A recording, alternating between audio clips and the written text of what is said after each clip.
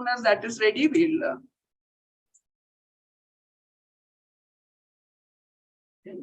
Yeah, we can start, Jamila. Very warm greeting to all of you here on this platform.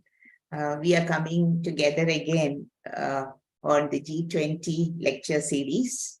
This is the third of our lecture series on G20 countries. But we started this literary and literature forum way back, 2 years back to be exact. And this is the 29th session of lectures that we are holding. We have been doing this every month, one every month, and we have had very good responses, both in this forum online, as well as the YouTube channels on which we upload our sessions. So a very warm greeting to one and all here on this online session. Today we have as a speaker Suja, who's a professor from the Institute of English, and she's also the director of the Center for Australian Studies and the School of English and Foreign Languages. She has been the chair of Board of Studies and has been member in various of the Board of Studies in various universities like Madras, West Bengal, Calicut, Srinarayana Open University, and a specialization is American poetry, eco-aesthetics, and of course, Australian studies.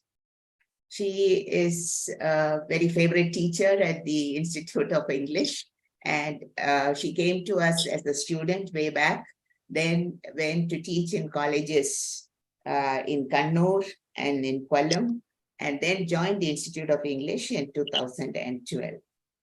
I'm also happy to tell you that she was the first rank holder for her BA in English Language and Literature, and the second rank holder from the Institute of English in MA, English Language and Literature, and a UGC Junior Research Fellowship.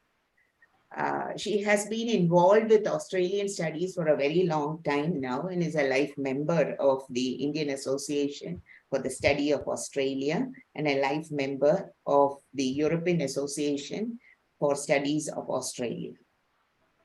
This particular lecture today, when we were thinking about the G20 lectures, one of the first names that came to me when I thought about who would speak to us about Australia was Suja, because I think no other person here in Trivandrum or elsewhere, I should say, has been involved with Australian studies for such a long time.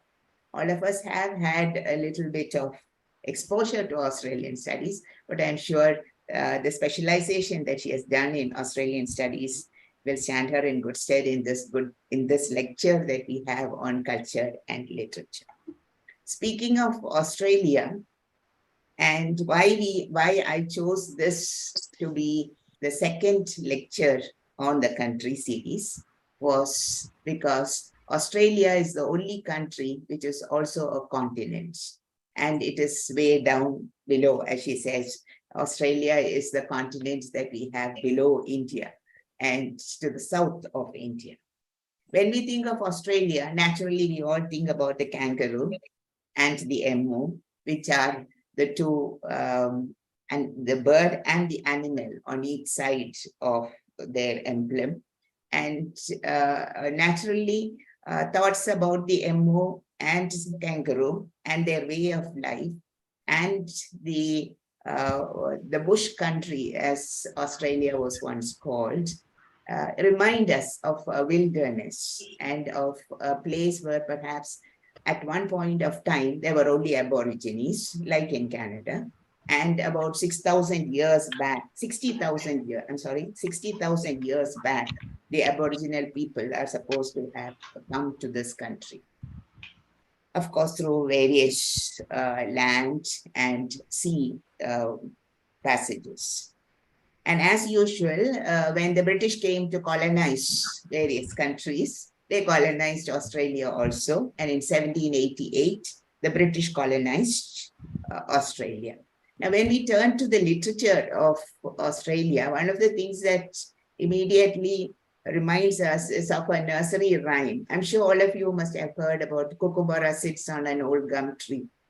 I never knew that this was a song that came from Australia, because Kookaburra is a bird that is found in Australia. And this particular song was written way back as a nursery rhyme by a writer called Mary Sinclair in 1932.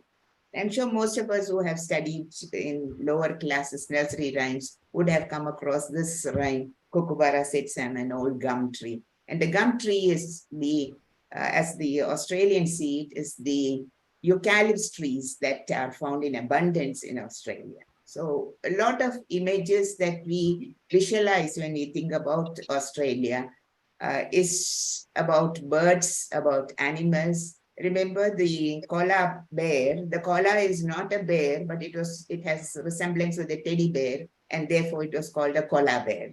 The koala is actually something like a small, bigger form of a squirrel, I would say, that clings on to trees and sleeps for long hours. And it is awake only for a short period of time. And because of that, its body is also made in such a way that it can cling to the trees and sleep on the trees. And like the kangaroos, they also carry their young ones in their pouches.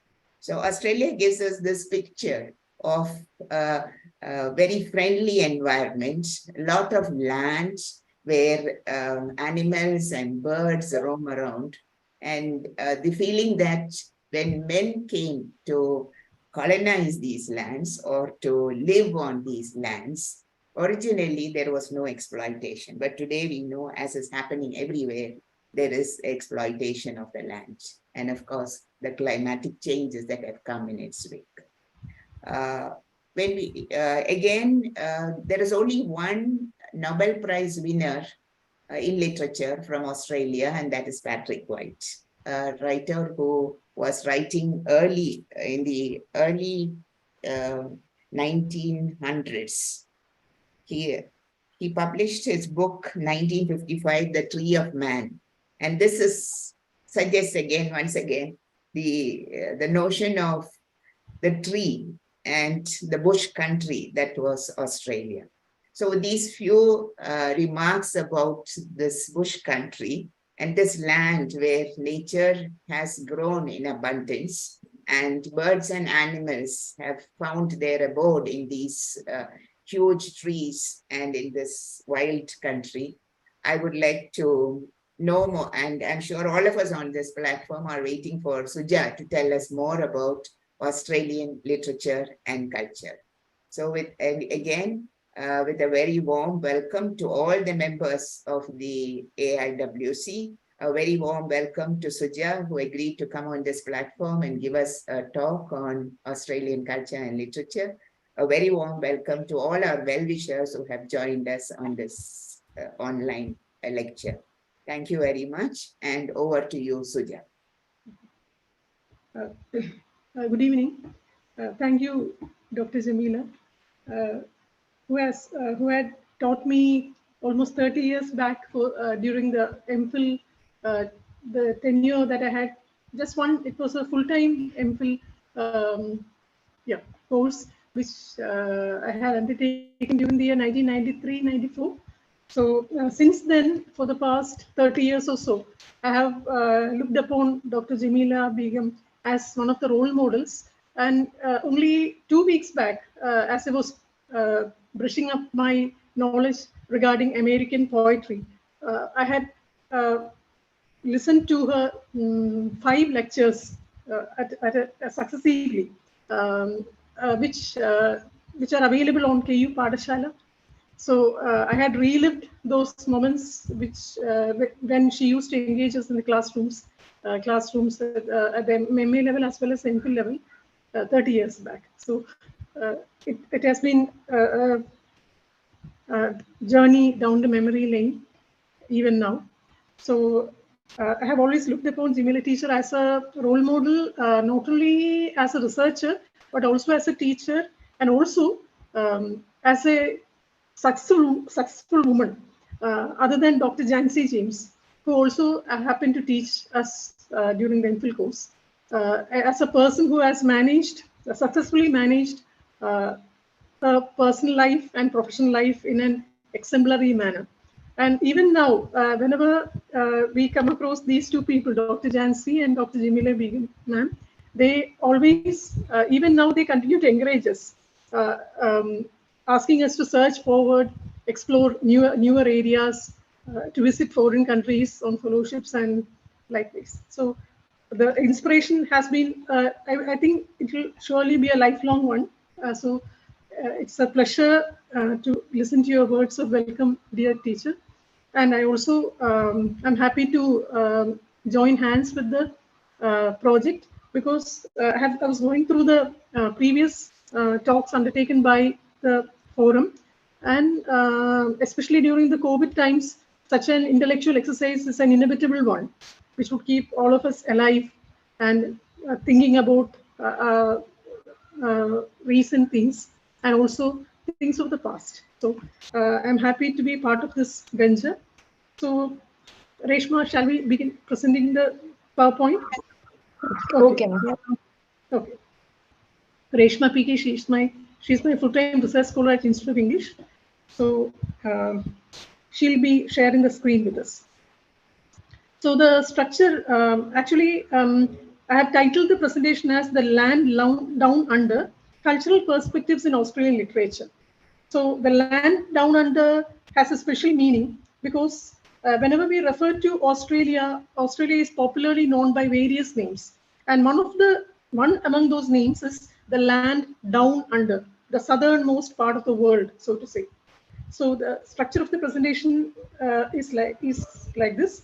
We would take a look at Australia as the Commonwealth of Australia. We'll have a short discussion on the 3 flags that Australia has. So then Australia and the literary imagination, how some defining factors have formulated Australian literature as it is today. Then we have 3 major narratives in Australian history, whose significance cannot be ignored, because those 3 major narratives have determined what we have as Australian literature today. Then we'll take a look at some of the common themes. Then other defining factors like Australian humor, those are peculiar factors which have contributed to the making up of what we have today as contemporary Australian literature. So we'll take a look at Australian humor, Australian English, and also the late coming of feminism into the nation that is Australia.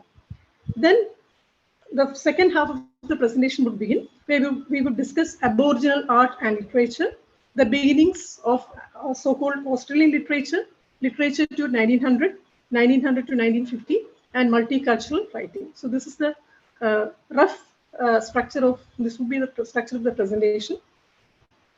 So we have the Commonwealth of Australia. Reshma? Okay, so this is the Commonwealth of Australia. We have the tiny island Tasmania, situated towards the lowest part of the map. Then we'll take a look at the various names that Australia is popularly known by. The land down under. Reshma, next one. Next slide, please.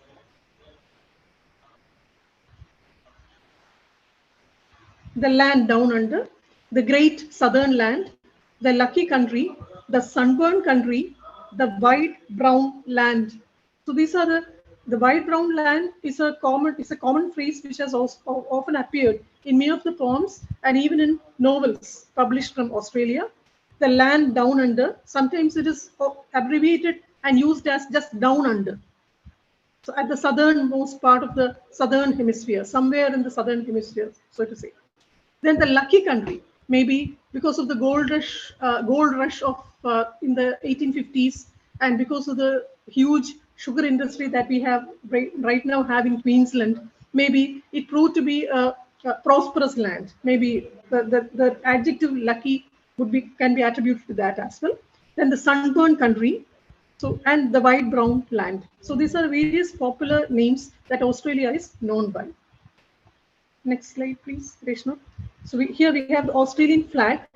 And I think the Australian flag, Australian national flag, also tells us something about the Australian geography. unlike in other national flags that we come across the globe. For instance, there are three elements in that particular flag. There are three elements. We have the Union Jack, which tells us about the history of the British settlement. Then we have the white, the reference is also to the white Commonwealth, the Federation Star. Then we have 7 points, the unity of the six, which suggests the unity of the 6 states as well as the territories of the Commonwealth of Australia.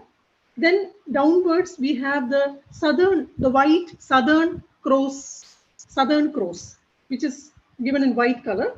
Then we have the constellation of five stars seen from, so Australia seen from the southern hemisphere would be suggested by this constellation of 5 stars.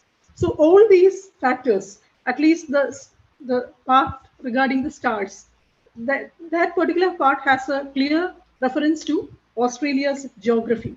So I don't think any other national flag around the globe would have something suggestive of a nation's geography. But this I came across as a very unique thing as far as Australian national flag is concerned. So Reshma, shall we move on to the Aboriginal flag? So we have the Aboriginal flag. So there are, of course, there are 3 colors: black, red, and yellow. So black suggests it symbolizes the Aboriginal people. Red, of course, symbolizes the earth. Ochre, it can also be referred to as the ochre color, which suggests, which is of great a color which is of great ceremonial significance as far as Aboriginal people are concerned. And then we have the bright yellow, which suggests this, which symbolizes the sun itself.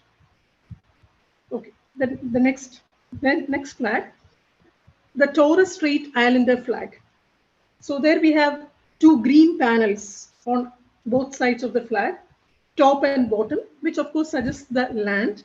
Then we have at the central point, we have the blue color, which is suggestive of the sea. Then the black lines, they suggest the presence of the Torres Strait Islander peoples. And the white thari means in Torres Strait Islander, in their language, thari would mean any kind of, especially a dancer's headdress. So thari, the white thari, it stands for all the Torres Island peoples. And then we have the white 5-pointed star, which suggests the 5 major island groups in the Torres Strait area. And white color, of course, stands for peace. So these are the 3 interesting flags which are existent now in Australia.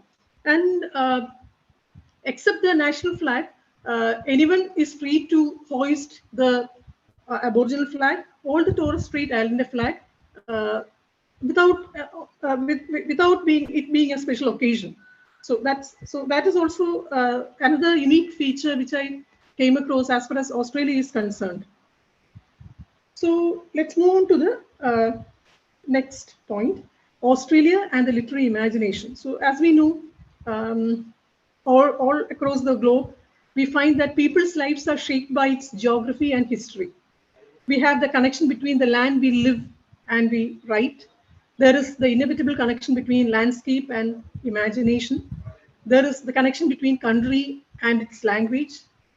And also, as far as Jamila ma'am has already said, as far as Australia is concerned, she's not just a country, she's a continent as well. So we have the encounters between literary imagination and a whole continent.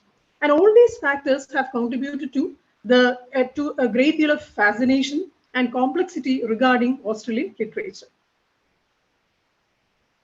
And when we examine the wide array of Australian literature, we find that no single image can be used to sum up the landscape of Australia, especially because given the size, the range of climates, and the unique geographical features encountered as one moves from east to west or from north to south. So the Australian experiences motivate the authors to go beyond the normative bounds for new kinds of utterance. And when we talk about the wide range of ways of expression, I have chosen a few very famous examples. For instance, we can't talk about Australian literature without referring to Henry Lawson. We find the sardonic minimalism in Henry Lawson's bush poetry, and also the most famous short story written by him, The Drover's Wife. It's a highly anthologized for short story even now. So we find that sardonic minimalism in Australian literature, especially in the writings of Henry Lawson. Then we have the defiant zest of Miles Franklin's My Brilliant Career. And Miles Franklin, she was a woman writer who had written during the latter half of the 19th century and towards the beginning of the 20th century. And one of the most prestigious Australian literature prizes is given away in her name, Miles Franklin Prize. It's considered to be as prestigious as the Booker Prize. We consider the Booker Prize in Asia, or even the Nobel Prize for Literature. So it's as prestigious as that, and it is named after Miles Franklin. Then we have the dystopic projections of Bernard Eldershaw's this particular novel, Tomorrow and Tomorrow and Tomorrow. And of course, the unspeakable eloquence of Nunukal's We Are Going. So we'll be coming back to Nunukal later at a later point. And of course, we can't talk about Australia and the literary imagination of Australia without talking about Judith Wright. Because Judith Wright, she has remained one of the most popular poets from Australia, especially as Jamila teacher has already mentioned, in 1970, Nobel Prize came to Australia only once, and that was in 1970. And it was given away to Patrick White. And until 1970, there had been very few Australian writers who had attained international repute. But there are few exceptions, like we have the names of Judith Wright, Patrick White, Peter Carey, and now we have the name of Alexis Wright, also the name of Kim Scott, who have been grabbing international attention through their exemplary works of literature. So Judith Wright, she's even now considered to be one of the most popular poets in Australia. She has talked at length about the relationship between the indigenous people, the settlers, and the bush. She was an activist as far as environmentalism is concerned. She has spoken and written at length for the sake of the Great Barrier Reef and the Fraser Island. And she was also an Aboriginal rights activist. So Judith Wright, way back in 1965, she has said, Australia has from the beginning been the outer equivalent of an inner reality, of exile and of newness and freedom, a condition of life that loomed large in the consciousness of her white invaders. And let's take a look at one of the poems by Randolph Stowe. Randolph Stowe, he was a writer, again another popular writer who was born in Western Australia. And although he was a white person, he had been, as a young man, he had been involved in an Aboriginal mission in Kimberley. And based on his experiences, he had written a novel, To the Islands, which incidentally won the Miles Franklin Award. So he has written this poem, The Land's Meaning. I have chosen just an excerpt from the poem. The third day, cockatoos dropped dead in the air.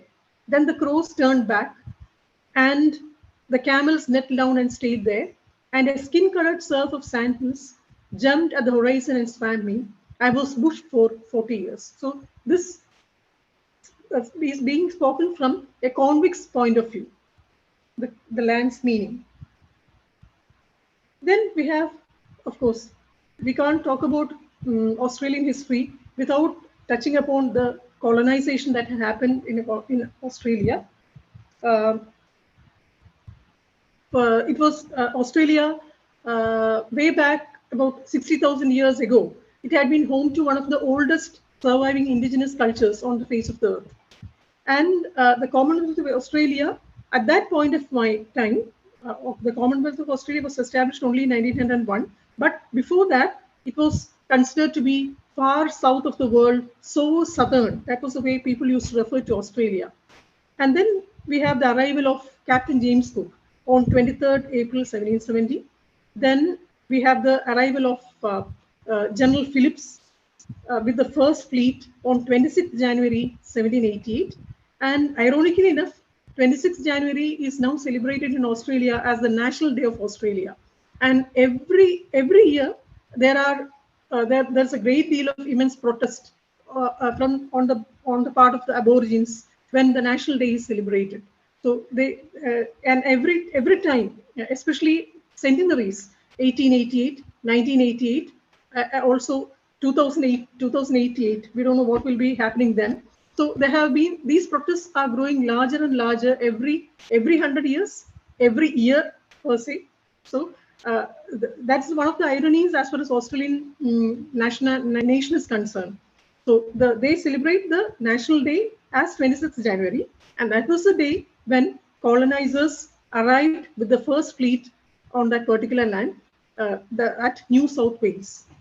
And their first impression, the Europeans' first impression was that this land is a land without any human habitation, terra nullius, land without any people, land devoid of people. And they chose to ignore the Aborigines, whose history had begun at least 65,000 years prior to British colonization. So that was the situation when the European civilization colonization happened in Australia. And as I've already mentioned, let's move on to the next slide. There are some defining factors as far as Australian literature is concerned. We have on one side the long history of Aboriginal cultures. Then second factor, the settlement of early penal colonies in Australia. Early European encounters, the first contact between the Aborigines and the Europeans. Then we have the gold rush in the 1850s, the sugar industry, which started prospering in Queensland in late 1870s. Then, of course, after the 1950s, we have multiculturalism. And above all that, we have this, as Jamila Mann has already said, we have the awe-inspiring and haunting landscapes of Australia, especially of course, I think the greatest tourist attraction in Australia is in Uluru, the Northern Territory of Australia, where we have the Great Barrier Reef. Then we have the 12 Apostles in Victoria. Then there are many rainforests, especially around Queensland. Then we have the Kangaroo Island in southern Australia, where we have peculiarly shaped rock formations and also extensive beaches across Australia. And when we talk about the animals and birds in Australia, it is said that there are about 250 species of native mammals, 550 species of land and aquatic birds, 680 species of reptiles, and 190 species of frogs, and more than 2,000 species of marine and freshwater fish. And of course, as teacher has already mentioned, we have such wonderful animals like koala, fairy penguin, wallaby, echidna, platypus, etc. So all these factors, we could say, resulted in a remarkably distinctive way of writing. Then these are the three major narratives in Australian history, which we cannot just ignore. However we rewrite history, however we erase certain parts of history, the way histories are being rewritten nowadays at an international level, however hard we try our hand at Australian history, these three major narratives cannot be ignored, because we have the dispossession of the indigenous people, which even now, the pain and trauma which even now continues, even after the so-called the national apology. We all are familiar with the term, the national apology, which was done on 13th February 2008 by the then Australian Prime Minister Kevin Rudd. At the Australian Parliament, he had apologized to the Aboriginal communities across Australia for what they had done to the Aborigines as well as the Torres Strait Islander people with regard to the stolen generations. We'll come to that later. So we have the so-called national apology, but the dispossession and the trauma still continues. And then we have the colonial laws of British commonplaces, and then the loss experienced by post-war migrants. So these are three major narratives in Australian history. And we talk about the frontier origins. especially the long-drawn Australian frontier wars, which last for about a period of 150 years almost, right from the landing of the first fleet in January 1788 till as late as 1934. So we have these frontier wars going on there. Then another stigma which we refer to whenever we refer to Australia, we have this another stigma which is referred to as the convictism, because the British government policy, especially during the early part of the latter half of the 18th century and the early part of the 19th century, British prisons had got filled up with all kinds of undesirable elements, and the British government decided to transport criminals to overseas colonies, and where at that point Australia was the first choice. So this the so-called strain of convictism has always been there in Australian history. For instance, if we take a look at statistics, between 1778 and 1868, nearly 2 lakh convicts were sent to Australia, and 20% of the convicts were women. And then another concept which we can't escape noticing in Australian culture is mateship. It's a defining cultural term. In fact, in Australian slang, mate would mean a close friend. It's part of a cultural idiom, and it is even included in the Australian People's Constitution. For instance, we have this observation: we value excellence as well as fairness, independence as dearly as mateship. So this is a concept which has found its way into Australian Constitution as well. And it is, of course, when Australia was getting built up as a new nation, they had resorted to various kinds of heavy tasks like whaling, gold mining, sugar industry, which demanded a lot of physical prowess, and where the men would be surrounded by, not by women, but they would be surrounded by their own fellow workers as workmates and companions. So during the frontier days, dominant values had become fused with single male-staffed robber industries like whaling, sealing, fishing, wool gathering, and mining, where in a sense Mother Earth was exploited or ravished. So as a result, we have an unusually masculinist culture in Australia, and that might have been one of the reasons why we have, when compared to other parts of the world, feminism had a late arrival in Australia. So it's I suppose it may be so. That may be one of the reasons. Then we have the bush, which is an iconic concept. Bush or the outback, when we refer to any sparsely inhabited region, regardless of vegetation, and then the place would be inhabited by the bushman, one who lives or travels in the wilderness, especially in the outback. So bush also, as far as Australian bush is concerned, it is also a source of national ideals. Then we come to the one of the whenever we refer to American literary history, or whenever we refer to American history, we always refer to slavery as one of the as comprising the black pages of American history. So similarly, I had earlier made my reference to the national apology. Apart from all that, we have the black stains of the stolen generations along the pages of white Australian history. So which goes by the name, which has become infamous by the name, the stolen generations. So the arrival of the British to Australia in 1788 decimated the indigenous population through various kinds of violence. And as a result of this colonization, Aboriginal children were removed from their traditional homes, and they were relocated to reserves or missions. So we have 2 more slides coming up. In the 1950s, more than 150 years of violence against and dispossession of Aboriginal people, Australia had formally adopted a policy of assimilation, but by then, the Aboriginal children who had been placed in dormitories and other institutions, they never found their way back home.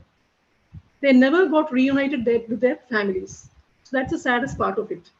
And that is, and again, it's with great bitter kind of irony that Aborigines would look at the National Apology Day, 23rd February 2008. So the ultimate aim, the Britishers had sorry, the European settlers had their own logic behind this cruel procedure. According to them, their aim was to eradicate Aboriginal people as a distinct cultural group. So the policies were not only overtly racist, but they resulted in the disruption of families, even communities, and even Aboriginal cultures. And even now, the trauma and the challenges resulting from the trauma, the Aborigines and the Torres Strait Islander people are facing them even today. So then we have, I have just given a brief overview of history, culture, and literature as far as Australian literature is concerned.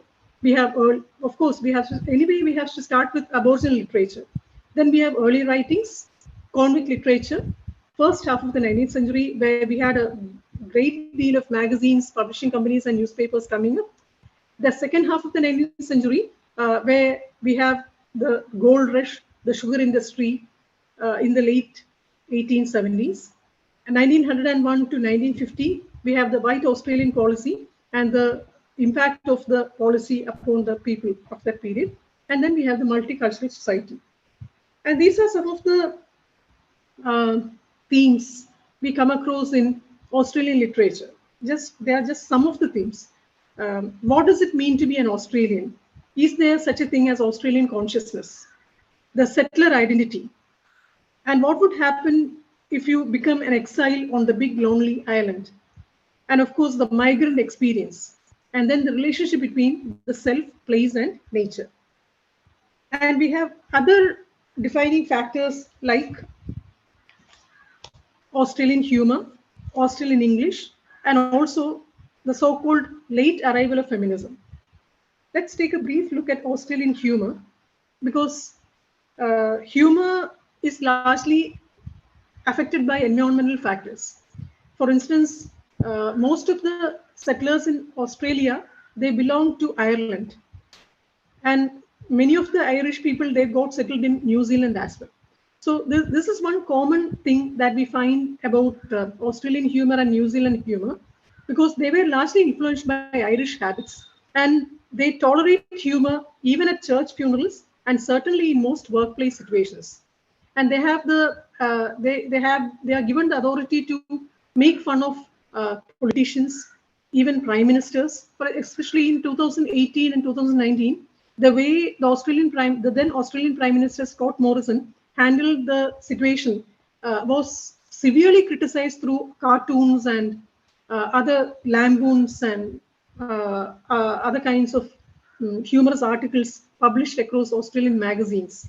And all those things were taken in good spirit by the politicians themselves. So that is one thing.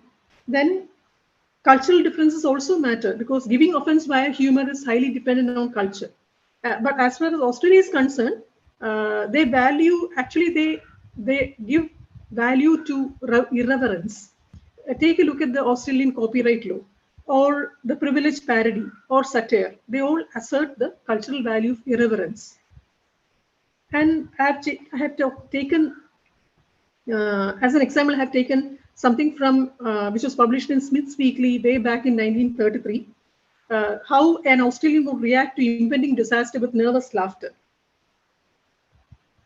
Reshma, can you please show that? Yes. So this is one example.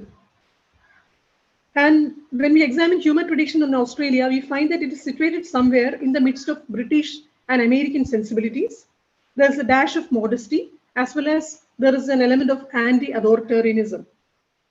And self-depreciation is also an essential part of Australian humor. Australians, they are not bothered about showing off things. And they would show people that they don't think that you are extra special, and accept the fact that everyone is on the same level. So that is also an essential part of humor tradition. And as I've already said, anti-authoritarianism, maybe that can be traced to its Australia's history as a penal colony. So, and I have chosen some 2 or 3 most recent cartoons which have appeared in Australian magazines. We have one cartoon about the climate change. And then we have another on indigenous issues. So to sum up that particular point, let's take a look at what Mark Little has to say. The country itself is the ultimate joke. The wave you body surf into shore after a day at the beach could contain a shark or a riptide, and when you get back, your house couldn't have been burned to the ground in a bushfire. That's where the whole no worries thing comes from.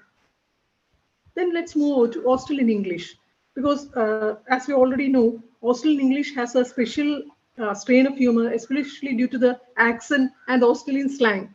They never believe in the strong r pronunciation. Then also there's the use of an inflection or intonation at the end of each sentence. And they're also famous for the way they use vowel sounds, etc., vowels, etc. And these are, I have chosen some of the most interesting slang terms: Mosi, mosquito, for mosquito, and Sheila with a lowercase s would mean an Australian slang for a woman, and bloke, BLOKE, would mean an Australian slang for a man. So that's how they handle things. And Barbie would refer to a barbecue party, etc. So this has also contributed to Australian humor. And then feminism. Maybe it came in an advanced, so-called advanced country like Australia. The issue of voting rights came up only during the late 19th century, but now they have caught up with the momentum. And now we find in 21st century, we find the 21st century feminism in Australia is an inclusive one. It includes Indigenous women, leaders of community groups, trans and non-binary activists, etc. So that would bring us to the end of the first half. Let's start with literature. We have Indigenous art and storytelling. The way orators or oral cultures have been part of Indigenous storytelling. Actually, there is no written language for Aboriginal people. And I can show you a few examples. Yes, these are some of the Aboriginal symbols and some of the art, Indigenous pieces of Indigenous art. Here we have a few people holding their hands. Then we have the rainbow serpent. Rainbow serpent is an interesting creator god as far as the Aborigine creator myths is concerned. We have the rainbow serpent. There are numerous names in different languages for the rainbow serpent. Then we have Aboriginal symbols. Then the dream time stories. As far as Indigenous Australian is concerned, the dream time is actually the time when the spirit ancestors have traveled throughout the land, giving it its physical form and setting down the rules to be followed by the Aborigines. So for them, it is also a way of living, as per also a part of their religious rituals, the dream time stories. The dream time. Then we have the dot painting. The dot painting, which is a peculiar kind of art practiced by the Indigenous Australians. At the Center for Australians, we have a reprint of this particular dot kangaroo. Here we have a dot painting of the rainbow serpent. Next one, Reshma. Yes, this is a rainbow serpent. It is of immense proportions, and it is said that it holds the whole earth on its body, and especially the way it inhabits the water holes. That is also given importance as far as the Aboriginal religious beliefs are concerned. And then we have a few instruments. Didgeridoo. Didgeridoo is a pipe used by the Aboriginal people. We have a replica of the didgeridoo and also the boomerang at our Center for Australian Studies. Some well-wishers were good enough to bring me, purchase a few of them, and they have given it as gifts to the Center for Australian Studies. So we have all these things. And then, of course, the Aboriginal literature, its beginnings. The Terra Nullius and Aboriginal people were labeled as people without voice. Vox Nullius would mean people without voice. And a few generations later, when they said when they predicted that the Aborigines were vox nullius, after the colonization, a few generations after, almost 2/3 of the pre-contact Aboriginal languages had been made extinct. So Aboriginal people were left without any voice. So as far as Aboriginal literature is concerned, it marks the nexus between the literary and the political. So we have a few examples right from 1796. We have the Bennelong's letter. Then we have the Protection and Aboriginal Welfare Acts. And on 26 January 1936, the 150th year of British settlement, it was celebrated by the Aborigines as the Aboriginal Day of Mourning and Protest. And then one of the major names that we come across as far as Aboriginal literature is concerned is that of David Unaipon. He was an Aboriginal Australian preacher and also an inventor who helped break away from many Aboriginal cultural stereotypes. Actually, his face is even now featured in the Australian $50 note as a tribute to the way he has broken away from various kinds of Aboriginal stereotypes. And here he was also an inventor in the sense that he came up with a number of devices, and he is even now referred to as the Australian Leonardo da Vinci. So much about those are the things about Unaipon. Then we have Udgeru Nunukal. This We Are Going is supposed to be the first ever published verse collection by an Aboriginal author, and that happened only as late as in 1964. So in that poem, she has mentioned the scrubs are gone, the hunting and the laughter, the eagle is gone, the emu and the kangaroo are gone from this place. The Bora ring is gone, the corroboree is gone, and we are going. So those are the final lines of that particular. We have a poem by the name We Are Going as well. So next we talk about the 1970s. We have writers like Kevin Gilbert, who is supposed to be the first Aboriginal playwright. In 1957, he was sent to prison, and there he wrote the first draft of the first ever Aboriginal play in English, The Cherry Pickers. And in 1988, The Cherry Pickers again became, during the bicentenary celebrations of Australia, the cherry pickers became a symbol of Aboriginal protest. And we have in 1992, the High Court of Australia's 1992 Mabo decision to give back the lands that they had confiscated from the Aboriginal peoples, etc. So those are some of the attempts on the part of the government as well. Then when we move over to the late 1980s and 1990s, we have the autobiographical narratives and testimonial fiction. I think the most famous one would be My Place by Sally Morgan. And right now, in the 21st century, we have such big famous names like those of Kim Scott, Tara June Winch, Alexis Wright, and Anita Hayes. Anita Hayes' Am I Black Enough for You is actually a piece of memoir. She's also an academician. She's teaching in one of the universities in Australia. And this is a strongly worded memoir coming from her side. And then later, we would talk about carpentry as well. And Aboriginal theatre is also a very powerful one. It's used as a powerful tool by the Aborigines across Australia. We have the Melbourne's Ninde Dana Theatre. It is supposed to be the first Aboriginal-run theatre company. Then we have Ilbi Jerry, the longest-running Aboriginal theatre company in Australia. And we have Aboriginal playwrights like Jane Harrison, Jack Davis, Wesley Enoch, and Richard Franklin. And when we move on to 21st century, we find among Aboriginal literature practitioners, we have practitioners in visual arts, performances, films, photography, and music.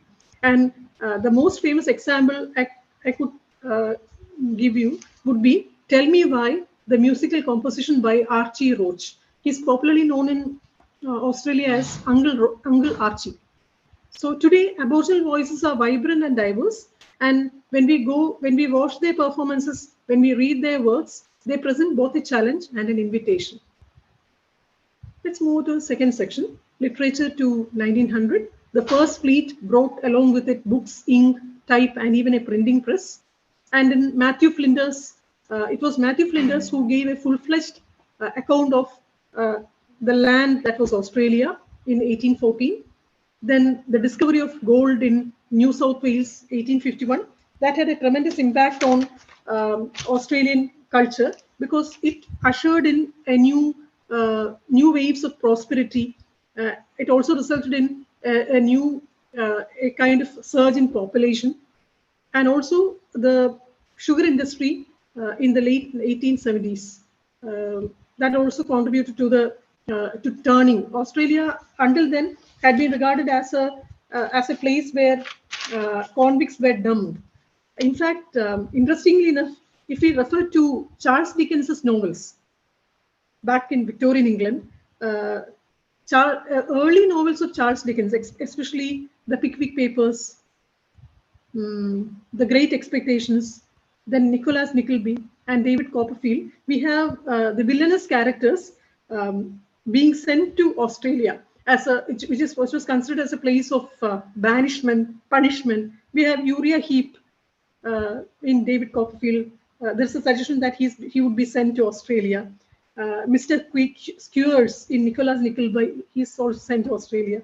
So finally, I would like to add another interesting point as well, because Charles Dickens himself, he sent his 2 sons to Australia because he considered them to be lacking in worldly wisdom.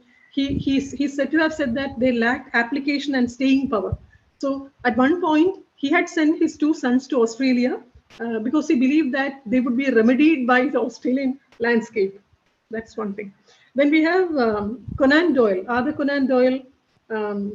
His first official trip to on a lecture series was to Adelaide in Australia, and especially we are all great admirers of the Sherlock Holmes stories.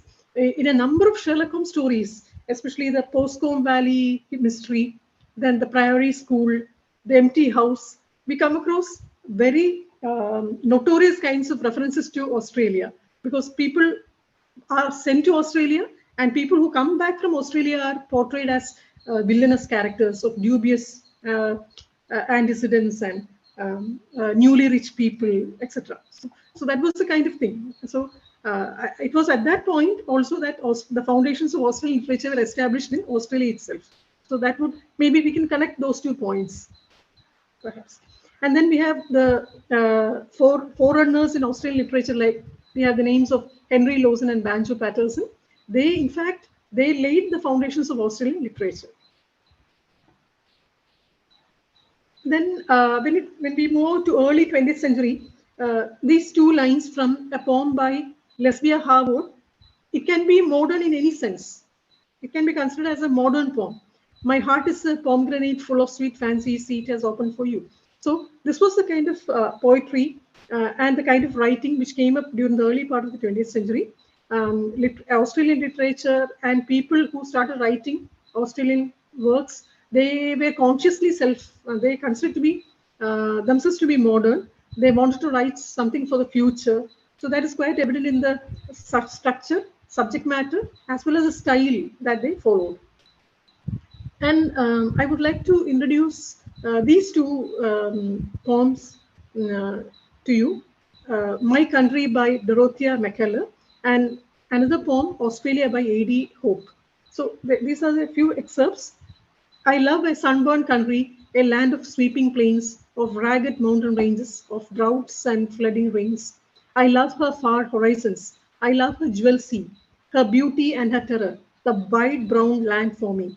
So we find the 2 popular terms coming over there. And these are the two stanzas, the closing lines of the poem, an opal-hearted country, etc. So then we have A.D. Hope. A.D. Hope's Australia, which was published in 1939. And these are the concluding lines. Such savage and scarlet as no green gills there. Springs in that waste, some spirit which escapes the learned doubt. The chatter of cultured apes, which is called civilization over there. Over there meaning in England, maybe, perhaps. So these are the few examples coming up from the early 20th century poetry. Then we have also, ironically enough, we have the strong representation of, or even dominance of women writers, especially during the decades between the wars.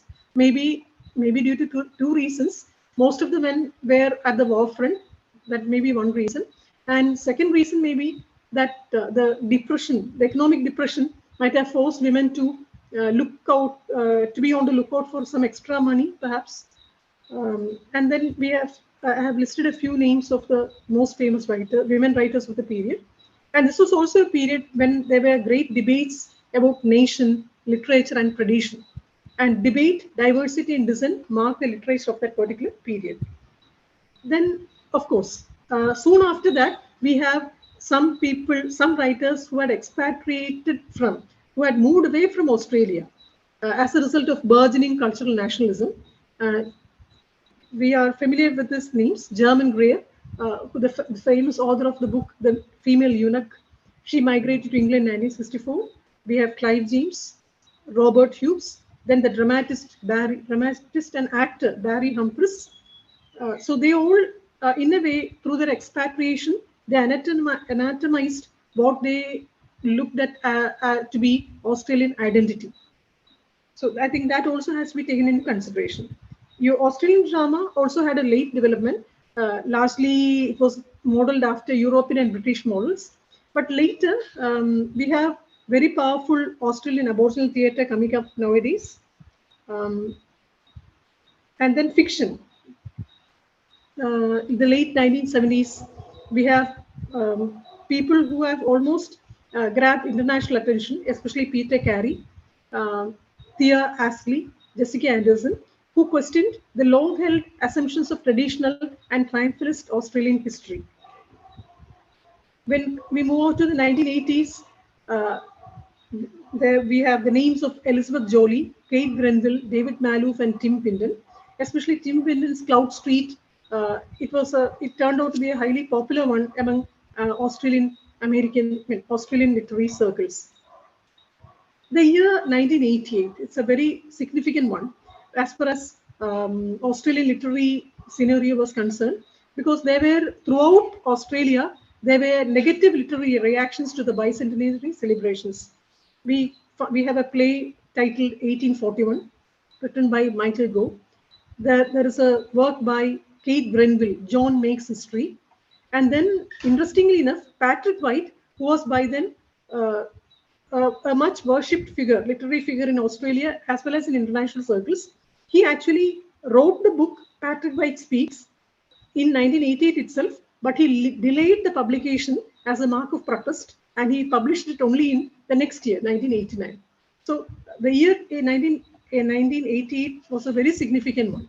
And when it comes to the year 1995, that also happened to be a strange year, because we have the Greek Australian writer publishing the book Loaded with highly explicit sexual innuendos. And then we have Helen Demidengo's book, The Hand That Spined the Paper, because that was a notorious one, because it was considered to be a hoax written by somebody else, and before that hoax was discovered, that book had won many awards as well. So the year 1995 turned out to be a rather strange one as far as Australian literary circle was concerned. Then, when it comes to the 21st century, we find the peculiar characteristic of writers revisiting the past. I have chosen three most important names. For instance, we have Richard Flanagan, his book, his Gold's Book of Fish, where he deals with the 1828 Tasmanian massacre along the Tasmanian island, conducted by the British settlers. Then we have another book by The Ballad of Desmond Cal. Then Kate Grenville, The Secret River. In fact, Kate Grenville, she had traced her ancestry to a convict ancestor, and she has positioned this novel. The setting is in the late 19th century, and then she has written The Secret River along those lines. And 2002 is also important, because we have J.M. Coetzee, his migration to Australia in 2002, and I think he won the Nobel Prize in 2003 while being in Australia. So that also marked an interesting feature as far as Australia was concerned. And when it comes to the most latest poetry, we have, the most important development by the turn of the century would be the publication of the work Carpentaria by Alexis Wright, another Aboriginal woman writer. And there are many people in Australian literary circles who consider her to be a giant in Australian literary landscape.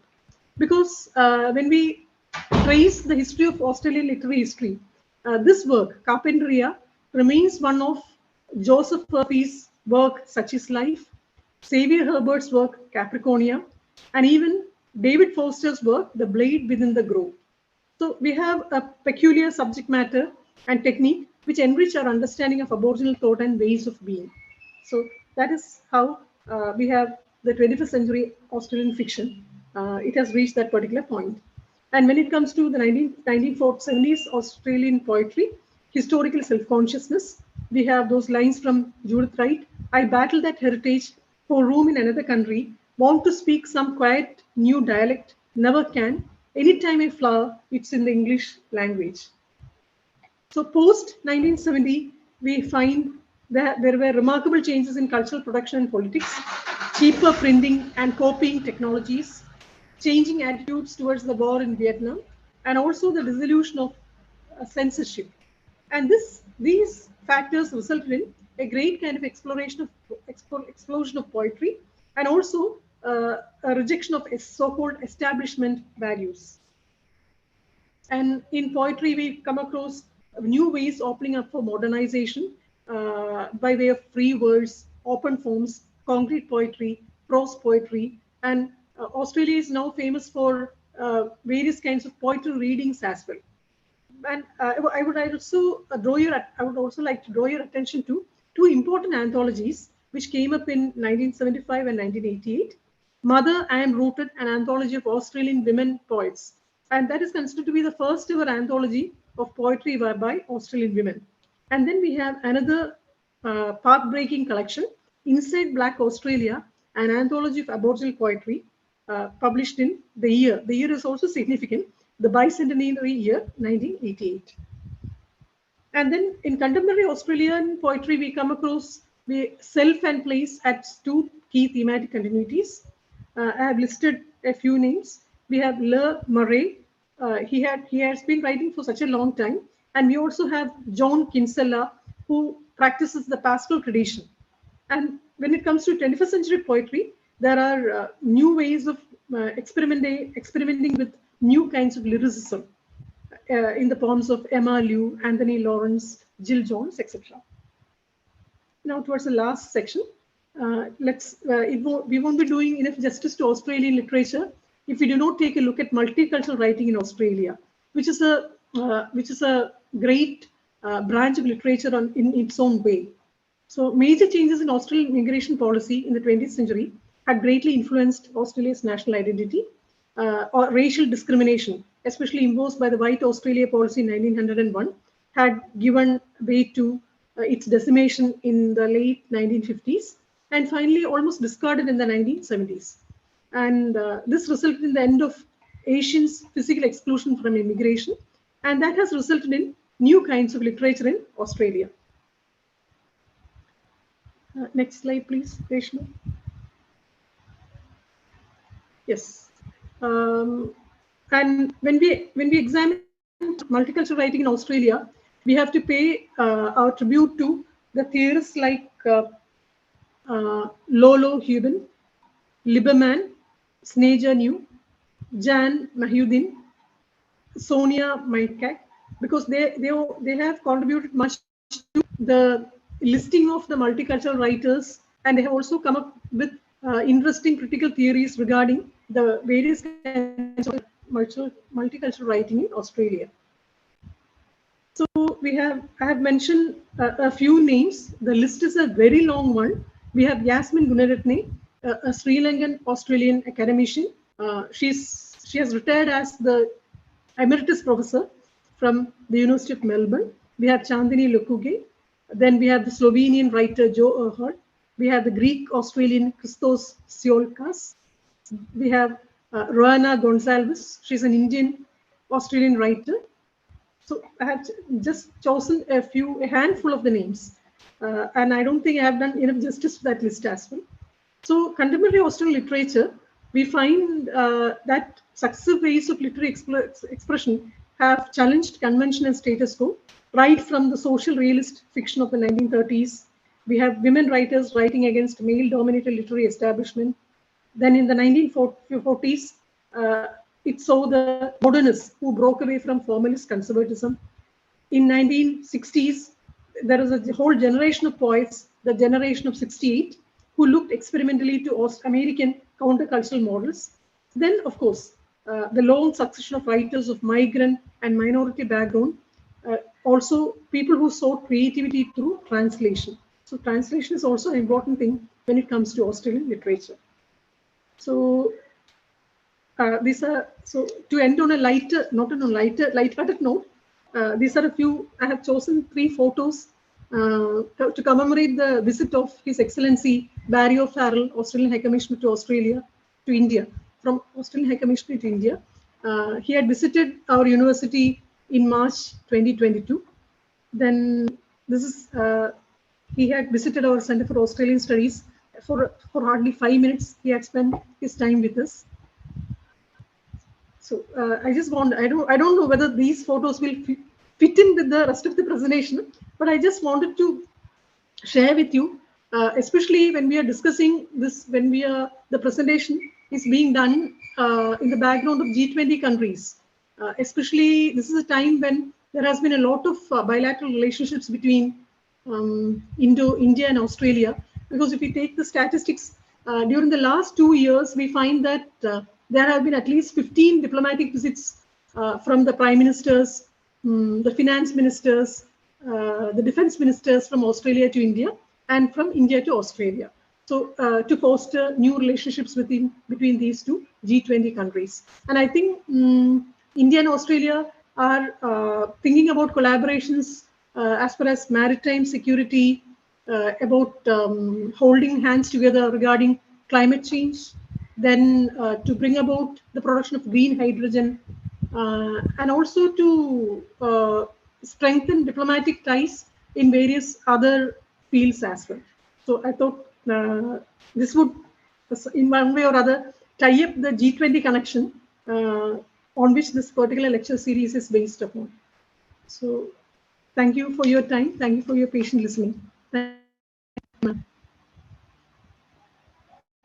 Thank you, Suja, for that very, very informative and, let's say, elaborate introduction to Australian literature and culture. You have made us aware of the different dimensions of the country as well as the people who occupy that country. The intention of these lectures, of these G20 lectures, has been to get us to familiarize ourselves with the people who are living there, not as someone who, not as some people who are living far away, but to bring them closer to our minds and to our knowledge. And I must say, you have successfully done this at this lecture. Thank you so much. And thank you so much also for showing us the Center for Australian Studies, which is part of the Institute of English, and the various visits that are being made by the Australian officials. Because this is the time when I think everyone should join hands to come closer together so that we live in one world and make the most of that one world and do not exploit it and destroy it for the next generation. So thank you so much, Suja, once again for that very, very informative talk. Now I open the forum for questions. Any comments that you would like to make? Can I say something? Yes, yes, go ahead. I am Kamini and I'm part of the AIWC-TVPM chapter. That was really a wonderful presentation. Suja, isn't it? Your name is Suja. Dr. Suja. It was wonderful. And it was so nice to hear lovely words about your teacher, who is my friend also. And, it is so nice to remember a teacher even after she has retired for so many years. So I really am happy about it. Now, I've got 1 or 2 things to ask you. The indigenous people right now, how much percentage there are? What is the status? Can you tell me? You have any? Yeah, I don't have the real statistics, but their number has been decimated decimated, because especially because of the stolen generations, the so-called they wanted to the hidden agenda behind the stolen generations program was to reduce and finally to eliminate the black stain in the so-called white Australia. So we have half white people, we have half Aborigines, half Aboriginal children, and we have, for instance, Sally Morgan and Kim Scott rediscovering their ancestry. Okay. So think you don't know they are equally educated, isn't it? Now. They are, of course. Of course, to add to what Suja has said, this question of apology that Australia has in fact offered the people whom they have discriminated for a very long time applies to a number of the G20 countries. Particularly when you talk about Canada, Canada has made an apology to Japan for having discriminated them during the World War period, the Japanese in Canada. So, so I think this process of wanting to live together in amity is something that every nation is looking for. But of course, the mindset of the people have to change, and I think such forums will help that. Yeah, I hope so. This, you're talking about Asians' exclusion from immigration to Australia. You talked about that. Yeah, of course. In 1901, they had the Australian government had exactly on 23rd December 1901. They had this evolved this White Australia policy to prevent migration especially from non-European ethnic groups, especially Asians and particularly Chinese and people from Pacific Islands. And the immigration officers, they had the power to make any immigrant, so-called aspirant, they would be subjected to a 50-word dictation test to clear the process. And another thing, I think there's a lot of similarity between our tribes and we showed us the pictures on the walls and all that, isn't it? Bark paintings, in paintings. You find in Orissa and all that, the paintings and the pictures and all look the same. The tribal people, of course. A lot of similarity between both. Yes. Anyway, that was a nice presentation. Thank you. Yeah, thank you. Thank you. Bhuvneshwari? Yeah, it was quite an interesting presentation, and we learn about this. We know about these countries well. We think we know a lot, but through such presentation, like last time it was Canada, and this time we know very little about these things. That's what now I feel. Some interesting things like that, the names and animals and birds and all that, their humor and all those things we read, and but now the thing is that the lost generations, the stolen generations, or that convicts were sent to Australia. These are all new things, and 20% of the convicts you said were the women. So yeah, that was something of a revelation, and how the Aboriginals were ignored, and you feel a bit of pain when you hear this. I don't, these things happen everywhere, but then when you hear it again, you feel a bit of pain that it happened. And of course, now I've read that the workforce is much more, women workforce. Feminism is, it was very much, they preferred male workers and all that. Now it has changed a lot. So that is one thing. I've seen that, recently I've read that diplomats, in Australian diplomats were 40% of diplomats as ambassadors and all were. So they've come a long way. These are the things, observations I sort of noted. And of course, I was very interested when you spoke about the Charles Dickens characters and the Sherlock Holmes, they really took us back to those days. When we used to read some of the characters. We keep returning to again and again. So I had always been intrigued years before I had always been intrigued why this misconception about Australia as a dumping ground, as a place from where all kinds of suspicious characters would crop up and land in England. So that was that was a thing which always intrigued me. Yeah. So, and I But think why was it that the convicts were sent to there? That place?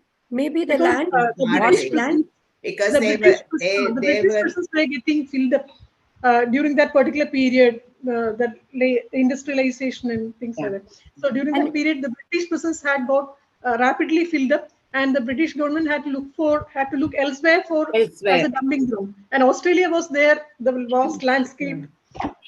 And there were less of people. Rowdies. and once they were put there, they could not come back easily. It was not that easy with those people. come back. They had to perish there. Yeah. They had to fight with the bush, and they had to perish there. So that was the logic behind that. But a lot of them, in fact, really worked hard and built the Australian nation. The convicts, once they reached there, they knew they had to find a means of livelihood. And that is how Australia actually came up as a continent and as a country, as a very rich country, actually, after the gold rush and all that. So it was like finding a livelihood.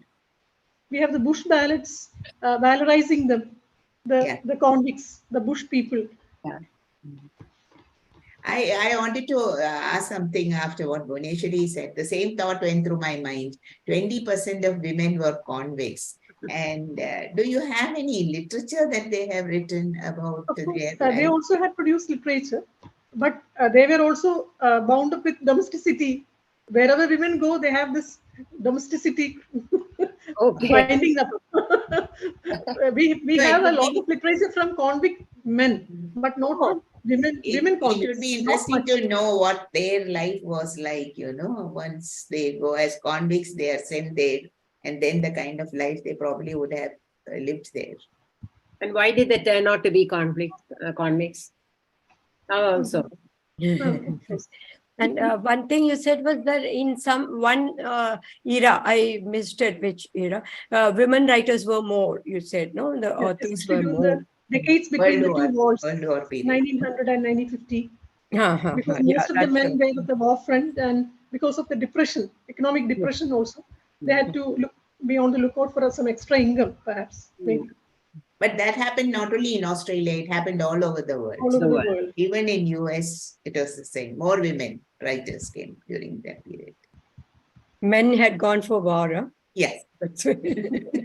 So women had more time also. Violence at home. Yeah, right. No cooking. There's somebody in our webinar who is joined from Australia. Oh, really? Oh, Hema Raghavan. She's right now joining from Australia. Okay, good. Oh, really? That's interesting. I didn't know that. I thought you were still in India.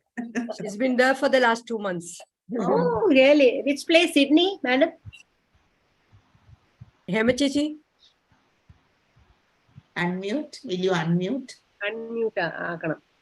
Hema Chichi, unmute. Unmute. Unmute. Unmute Hema Chichi. Somebody is helping her.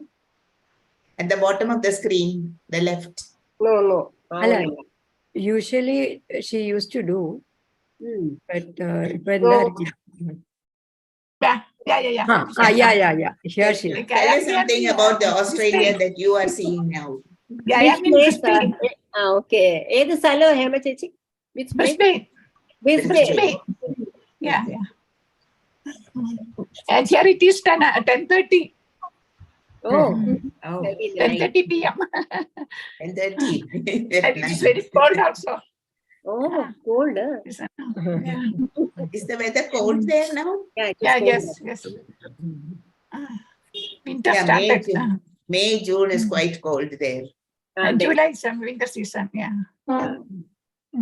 One would think May would be hot in Australia. Yeah, it is cold there. Yeah, it's very, very cold. Summer is Summer is in December. Yes, summer is in December. I went there in May and thought it was going to be very good weather. And then it turned out to be very cold. Actually, The my chat son box- wanted to speak, but this is odd time. He said, I wanted to speak something about this literature in this bay. I know. But this is odd time, and Okay. it's not good to talk now. We have to arrange early now. But would you like to tell us something about your experiences there? My experience, it's good country, good climate, good People. trees, everything, flowers, everything is good. And my both the children are here, son and daughter. Oh, both of them in this Yeah. bay. Yeah. They are here for the last 20 years. Oh, So have a good time there. have a good time. She's coming back next week. Yeah, end of the month, she's coming Oh, back. Okay. Yeah. Only 2 weeks more. 2 weeks more. After my 20th, I am there. You have escaped the heat of Kerala. So I you- know, Always it's so I used to hot come here. in this It's season. so hot. It's very hot. Mm. there is Geeta Chaudhary from Hyderabad who has joined us. Mm. And she says, lovely presentation. Thanks a lot to Suja. Sabita says, thank you. Mirabai Madhavan says, thank you so much for the informative and interesting presentation. Jibi says, thank you, Dr. Suja ma'am, for the wonderful presentation. Very informative. So that was in the chat box. Any other questions or? Ma'am, could I just Yes. make a comment? Yeah, Shruti. Yeah, come in. Hello, Suja ma'am. This is like my brush with Australian literature. It began with P.K. Rajan sir teaching us Australian literature at the Institute of English. I still remember how he taught us David Malouf's Remembering Babylon. He actually enacted the scene where Jimmy sits on that fence. There is there is a scene where he sits on a fence, and sir actually did that on in class. So I still have very vivid memories of Remembering Babylon. And then I got to teach Australian literature last semester for University of Kerala, your regular BA syllabus, and I taught Jane Harrison's Stolen. And I remember how touched the entire class was when we were discussing what the 6 children in the Stolen in that particular novel they go through. And there is this very telling line, I promised not to tell, which one of the character utters, after she has been physically abused by one of the foster care homes, like there is a line which she says, I promised not to tell. And this moved this entire class of mine, and we were like many students literally, they were holding back tears. And it's that kind of a emotional novel. So I just wanted to talk about it because you mentioned Stolen so many times, and you talked about the Stolen generation and bringing them home report and all that. So I just wanted to share this experience that I had last semester, where this entire class was so shaken because we had not heard of the Stolen generation till then. We knew about the lost generation, but not the Stolen generation. So this was our opportunity to understand more about what happened to these children. And I'm very, very thankful that I attended this and I got to listen to you. Thank you so much. And thank you so much, Jamila ma'am. When you started off, it took me back to my MA days. It was just like your class. So I really enjoyed being part of this. Thank you so much. Thank you, Shruti. Suja, would you like to add something to that? Yeah, of course. I remember teaching Sally Morgan's My Place about the Aboriginal women. I think that was included in the MA or MPhil syllabus. Yeah, of course. We have the Australian studies, Australian literature, history and culture as one of the elective papers. Yeah. And of course, we have works from Aboriginal writers, especially plays by Jack Davis, Kevin Gilbert, and others. Like Shruti said, My Place is also a very moving novel, tells about the sufferings of the women. And she says, give me my place, I have no place. Ma'am, you must have taught that for MPhil. You definitely did not teach that for MA. I would have remembered. It must be MPhil. No, I remember all your Canadian works that you taught us. Jamila, it's so great. Jamila, it's so great to have been a teacher. Now I'm realizing, oh God, really, it's a It's nice to be a teacher. It's nice to be a teacher. yeah. And now I'm regretting. It is a privilege actually You to have have so such many. good students, all over. The other day when we went for the G20 education and digital transformation, the panelist, one of the panelists was Alexander Jacob. Yes. And the moment he came, oh, ma'am, Jamila ma'am was there. So everywhere you go, that. And so many of my friends, Jayashri, so many people, they all knew Jamila and great teacher. And not just teacher, not just being a great teacher. It has to be a great teacher. Then only you'll remember. Then you are remembered. Yeah. That's it. Thank you for all. No. The whole Suvarna is your fan anyway. Really? Our Suvarna group is a fan. Thank you so much. I know it's so many of them are. Anyone else before we go to Usha? Good evening to all. Yeah. I'm Dr. Manjula Suresh from Coimbatore. Okay. I thank the guest speaker for a wonderful session highlighting the salient features of Australian poetry, fiction, multicultural writing, and the contemporary Australian literature. She had referred to that expression, the cultural apes, in the poem Australia by A.B. Hope. Actually, I had taught this poem to BA English literature students, and the students were very much impressed by the poem.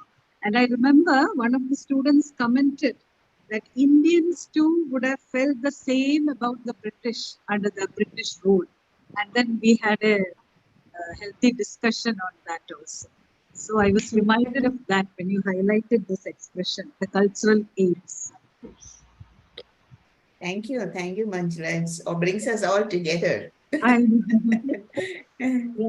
Literature is a binding force that brings everyone together, and literature is something that extends itself to so many other disciplines as well. We've been talking about history, we've been talking about politics, we've been talking about even the psychology of writing, because Patrick White's novel, The Tree of Man, when he got the Nobel Prize for the work, what he said was, this is an epic and psychological narrative art which has introduced a new continent into literature.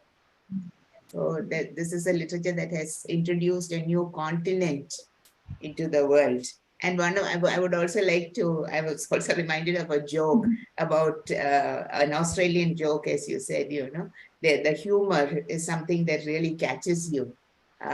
There's a joke which goes like this: when somebody tells an Australian that the world is going to end, the Australian says, but that is far away, because we are down south. So it will never end. Excuse me, Jamila. This is Kalyani Raj. Kalyani Raj. I was about to say that. She's joined.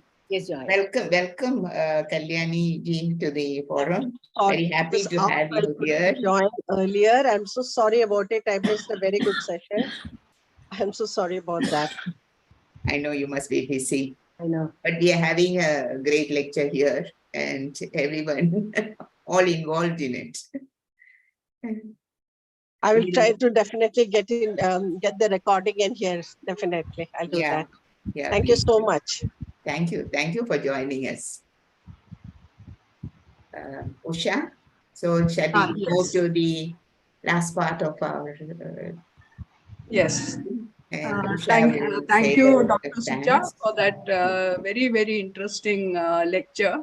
And we are happy that we started the series. Because as with Canada in the last lecture, we are beginning to learn so many new things about the places about which we had only very, very superficial knowledge. And Suja, you really made it very interesting. And there were so many hidden angles that we were not aware of at all, like the stolen generations, and then about so much about the way women were treated in that society and how feminism had a late arrival in Australia. So thank you so much for that lecture. And one is about the how convicts were sent to Australia.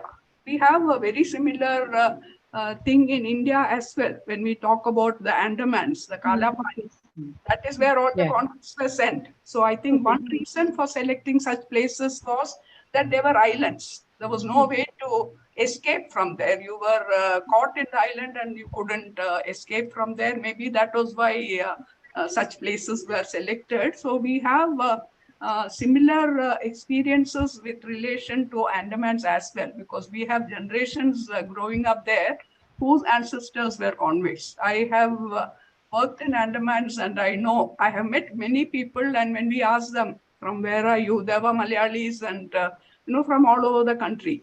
And then they will tell you that my grandfather was exiled here, or my great-grandfather was exiled, and we have grown up here. So, there were marriages between, once they were all convicts, and there was no this thing of a Malayali marrying only a Malayali. So there were interstate and inter-caste and inter-communal marriages. And so it was all a large community. And I have personally met many people who have risen up from that status and become senior officers, or joined the army and air force and such places. I'm sure similar cases would be there in Australia as well. And then another second aspect I wanted to highlight was, we were talking about climate change before we started this lecture. Now a very big crisis that is facing, that Australia is facing, is the case of climate refugees from the neighboring Pacific islands. The Pacific islands like Kiribati and so many others along the Australian, not along the coast, but nearer the Australian coast, they are slowly getting submerged. And the people there are finding it very difficult to survive in those islands. They are becoming unlivable. And many people are migrating to Australia. So initially, a few years back, it was not taken very seriously by the Australian government also. But now they find that the large numbers that are entering Australia due to climate change, it is going up. And now they are trying to bring restrictions. And in many of these islands, they say that most of the men have already migrated to Australia. Only the women and the aged people and children are left in those islands. So that is another aspect. I'm sure that will also start getting reflected in the literature of Australia in the coming years, I'm sure. So at the end of this very enlightening lecture, I thank all of you. From AIWC Delhi, President Kalyani Raj has joined, and I saw that Treasurer Upasana Singh had joined, and Patron Mrs. Veena Jain, and many other members from across the country had joined our webinar. I thank all of them, and I thank all our members from Kerala who have joined. We have had a good audience and very good interactions, so that made it even more interesting. And we'll be continuing this series. And I'm sure that each lecture will be as good as, or even better than, the previous one. So I'll request Jamila to just give an idea of what proposed one next month, or... Yeah, next month we have a very young scholar coming in to speak to us about Japanese culture and literature. So that's again a new area. And Shruti, who just joined us today, will come in August.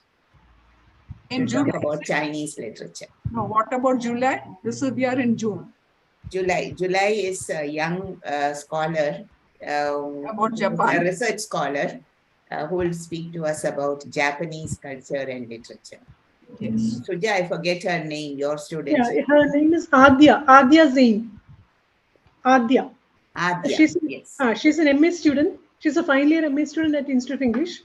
And she's well versed in Japanese language, and she has translated poems and short stories from Malayalam to Japanese. She's a well versed Japanese scholar.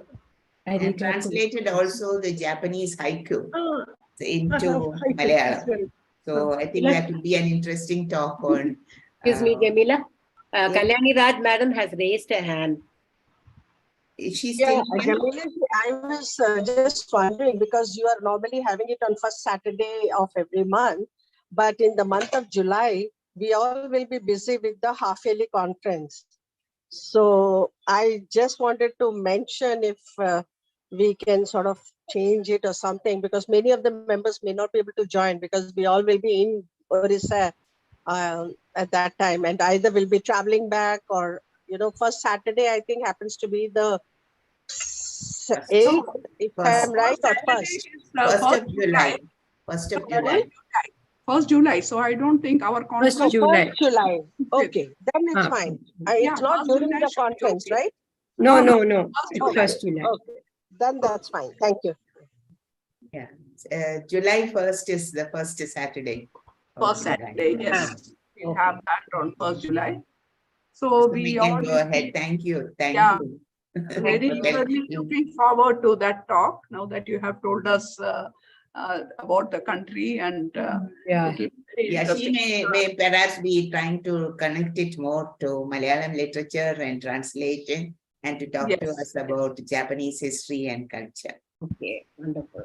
So personally, I don't know the speaker. It is Suja's Suja who gave me the name. So we're looking to, so I suppose, Suja, you will be able to talk to her and tell her how it has to be done. Okay, definitely.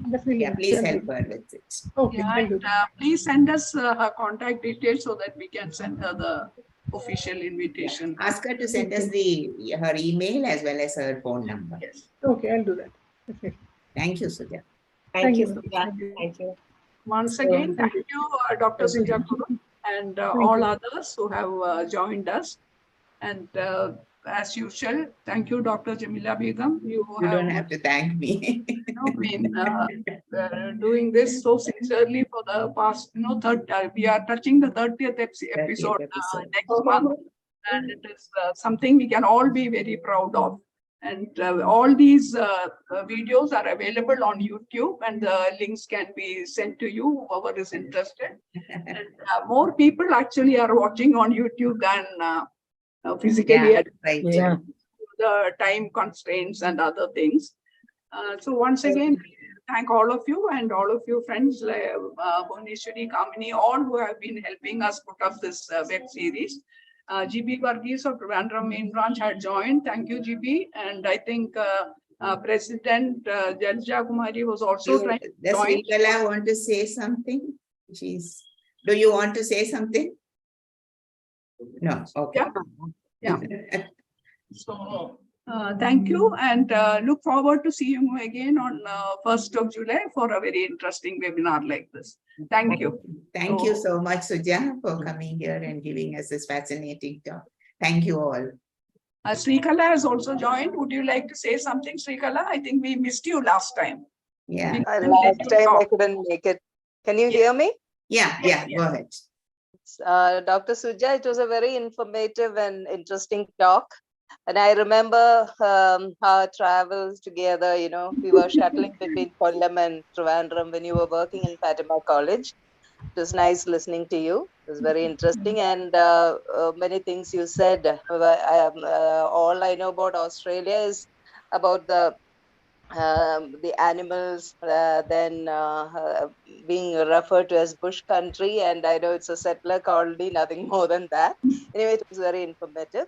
Thank you. Nice to hear from you. Thank you. So thank you. Thank you. Next is Japanese, no? So thank you in Japanese. Arigato gozaimasu. That's one word I remember from there.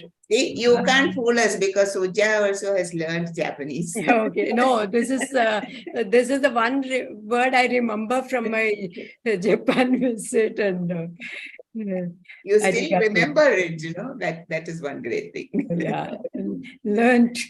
Okay, so thank you so much, everyone. Bye. Thank you. So we are ending the meeting here, and until we hope to look forward to seeing you all again next month. Thank you. Okay, bye.